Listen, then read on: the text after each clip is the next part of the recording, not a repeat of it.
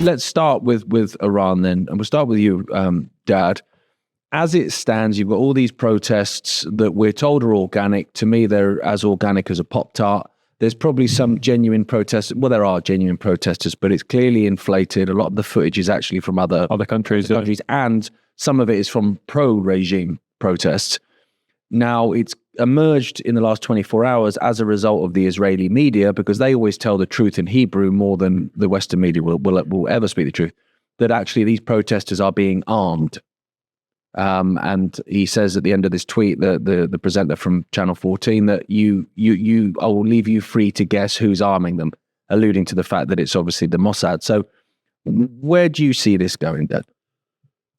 Well, it's incredibly predictable, because if you want to remove a regime, you either bomb it into submission, or, as we've seen all through decade after decade, you have what became known as color revolution. And color revolutions, whether it's in Ukraine, there was two there, whether it's in Iran, works like this. You, first of all, have to go back one step to the it's called the 12-Day War between Israel and Iran not so long ago. And, of course, it involved American bombing with Trump's support of those Iranian facilities.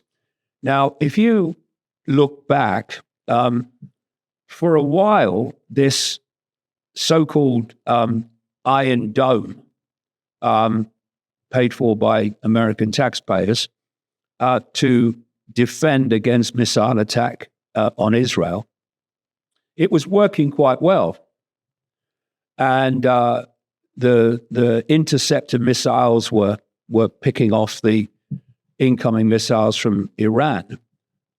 But towards the end, it wasn't. No.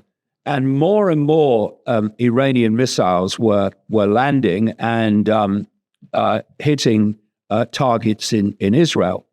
So when Trump suddenly came in and said, it's over, we bombed them now, and now it's finished, a lot of that was actually to try to stop what was happening, because basically Israel was starting to feel the consequences of its actions.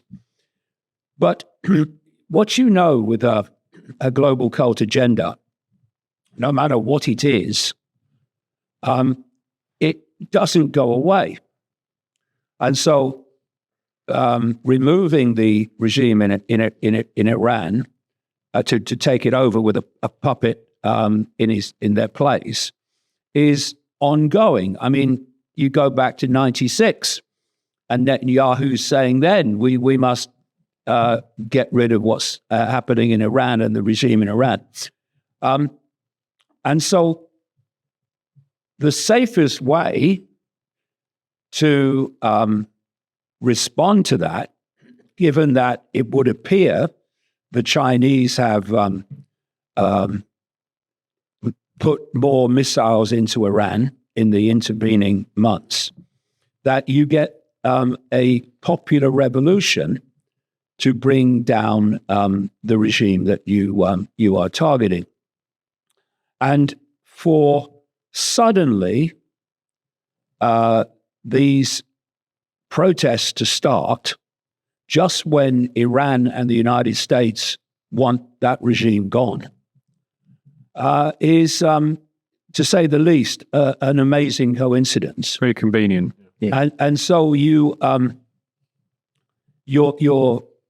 looking at an ongoing situation where they want it to appear that the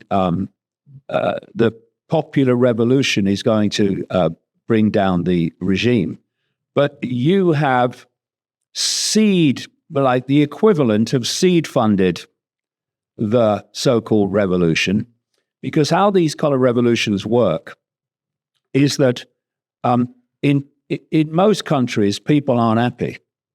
And in places like Iran, they're seriously not happy because of the nature of the regime. And the sanctions they've been under from the US, which has killed their economy. Yeah, that too.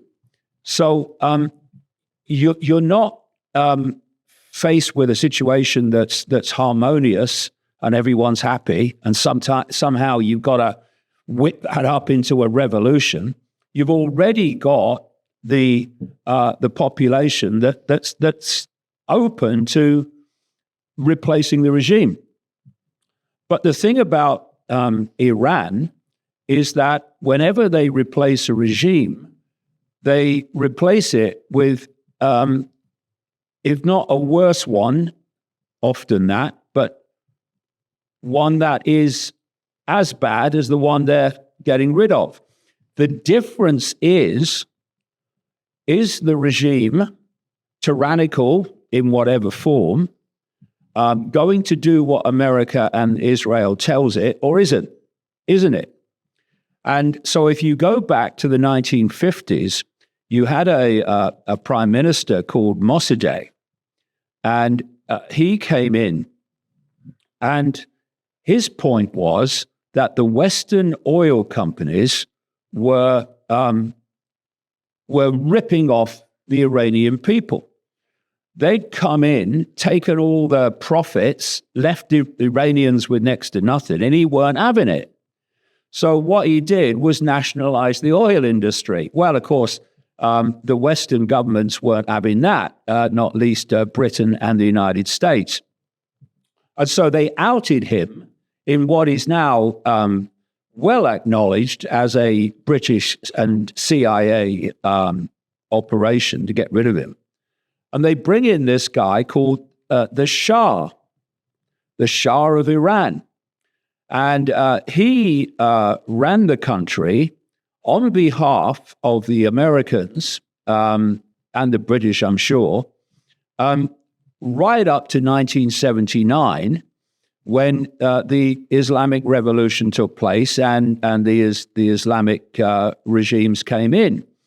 Now, I saw a post by Tommy Robinson, this well-versed historian, and he was running footage from the years of the Shah, saying, this is what we need to go back to how it used to be. Well, the Shah was running a tyranny through operations like the Savak secret police, infamous, CIA trained, no doubt funded too, and the Shah was a puppet of the United States. He did what he was told. So eventually he goes off to, I think it was to America, and I think he got cancer pretty soon after that. Now, bring it back to where we are now, and basically the man in the shadows on behalf of Israel and the United States that they want to bring in to kind of replace the Islamic regime is the son of the Shah, right? So the point I'm making is anyone that believes in freedom will support people in Iran demanding freedom. Absolutely, they will. The point is, that's not the idea. The idea is not to replace the Islamic regime with freedom, but with a regime that answers to the United States and Israel. And another point is that you've got this greater Israel plan of expanding Israel to the perceived greatest extent of Old Testament Israel. Load of nonsense, all that is. But they want to go to basically to the Nile, and they want to go into part of Iraq. They want to go into part of Saudi Arabia. They want the whole of Lebanon and all that area, and Jordan. and part of Syria too. And the problem was that the Iranians were pushing back. They were pushing back through Lebanon. They were pushing back through other means, and to get rid of them and bring in a regime that answers to America and Israel takes all that away and makes it much easier for this greater Israel expansion to go on.